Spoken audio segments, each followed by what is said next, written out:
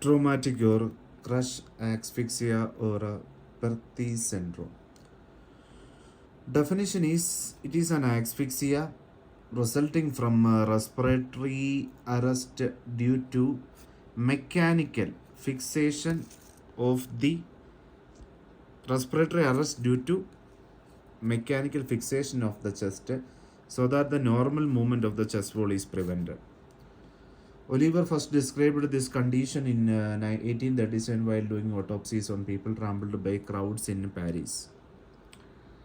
Causes are due to house collapse, earth accidentally or in wars or earthquake, stampede by crowd, running in panic due to outbreak of fire in a movie hall, mall or public gathering. Recently in Kerala, in Kochi, there was an incident happening at Kochi University also. The run over by a vehicle or overturned vehicle, especially tractors. Collapse of wall inside a mine or a trenches when held between the buffers of two bogies of a train, burying the person in a sandy soil up to the neck. The restraint of suspect by hog tying practiced in some state in USA also. The mechanism that is essential features is fixation of the thorax by severe compression or external pressure of that prevents the respiratory movement. An individual can be die in seconds if there is a considerable weight, but usually at least 2 to 3 minutes elapse before death ensues. Postmortem examination, that is external findings are that is mosaic ecchymotic, that is refers to the classical appearance of the cerebrovascular engorgement leading to congestion of face and neck with the variable movement of the upper thorax and back and craniocervical cyanosis, subconjunctival hemorrhages. There is demarcation line, that is level of compression is indicated by a well-defined demarcating line between the discolored portion of the body and the lower normal part, like this discolored demarcation line. Okay, then and subconjunctival hemorrhages, areas of pallor area of pallor seen at the level of collar of the shirts, folds of creases in the garments, facial edema. External blunt trauma injuries can be seen on the head and neck at chest along with the mud or other foreign material. Internal findings, that is in eyes there is put-shape retinopathy, that is retinal hemorrhages.